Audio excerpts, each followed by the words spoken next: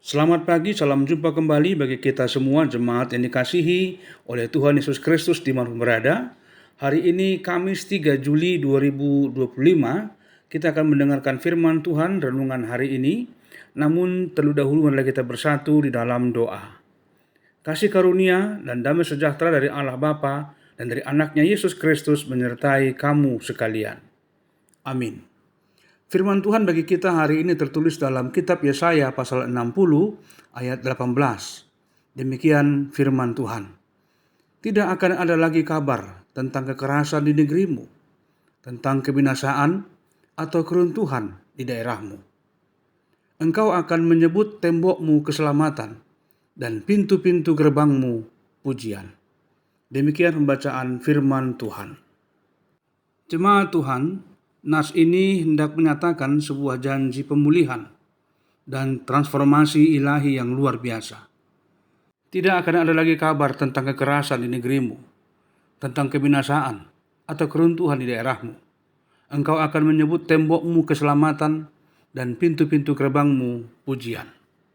Ini adalah deklarasi kuat bahwa Allah sendiri adalah sumber damai sejahtera dan keselamatan sejati bagi umatnya. Dalam konteks bangsa Israel, mereka telah mengalami penindasan, kehancuran, dan pembuangan selama 70 tahun di tanah Babel.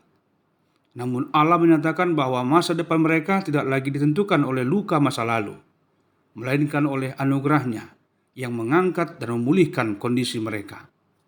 Pesan ini menegaskan bahwa damai dan keselamatan bukan berasal dari kekuatan militer, dari sistem politik, atau kemampuan ekonomi, akan tetapi bersumber dari Allah yang berdaulat dan setia pada janjinya atas umatnya.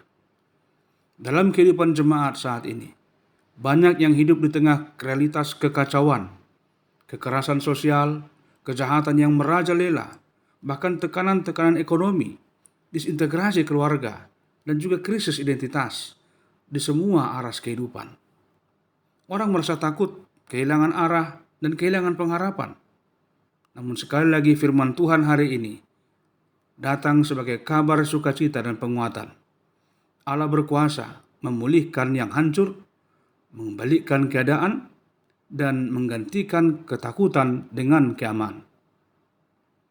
Ia adalah sumber damai yang tidak tergoyahkan, damai yang tidak tergantung pada situasi, melainkan berasal dari kehadiran dan perlindungannya sendiri. Jemaat Tuhan, renungan ini mengajak kita untuk tidak menaruh kepercayaan pada benteng-benteng duniawi. Apakah itu uang, kekuasaan, teknologi, atau popularitas? Karena semuanya itu akan bisa runtuh kapan saja. Namun sebaliknya, kita diajak untuk membangun hidup kita di atas tembok keselamatan dan menjaga hati kita dengan pintu-pintu pujian. Ketika kita menjadikan Tuhan sebagai sumber utama hidup kita akan mengalami damai yang melampaui segala akal, sekalipun badai sedang terjadi di luar.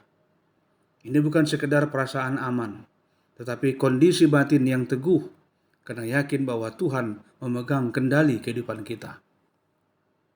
Oleh karena itu, jemaat Tuhan masa kini dipanggil untuk hidup dalam pengharapan dan menjadi saksi damai sejahtera itu di tengah-tengah dunia yang digeluti oleh kegelisahan. Jangan biarkan kekacauan di luar merusak ketenangan di dalam kehidupan kita. Allah yang menjanjikan damai dan keselamatan bagi Yerusalem adalah Allah yang sama juga yang bekerja dalam hidup kita hari ini.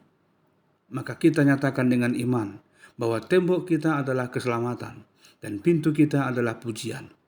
Artinya kita hidup dalam perlindungan Tuhan dan terus memuliakan Dia dalam situasi yang bagaimanapun kita hadapi. Sebab hanya Dialah satu-satunya sumber damai sejahtera yang sejati dan kekal abadi. Amin. Terima kasih Tuhan buat firman-Mu hari ini. Engkau adalah sumber damai dan keselamatan kami. Yang bersyukur atas semua janji-Mu yang memberikan pengharapan. Di tengah kekacauan kehidupan, ajarlah kami bersandar hanya kepada-Mu saja. Bangunlah hidup kami di atas keselamatan-Mu, dan bukalah hati kami untuk selalu memuji-Mu. Penuhi hati kami dengan damai-Mu, dan jadikan kami pembawa damai bagi sesama. Dalam nama Yesus Kristus telah berdoa dan bersyukur kepada-Mu. Amin. Anugerah Tuhan Yesus Kristus, kasih setia Allah Bapa, dan persekutuan Roh Kudus menyertai kamu sekalian. Amin. Selamat memulai aktivitas hari ini. Tuhan Yesus memberkati kita semua. Salam.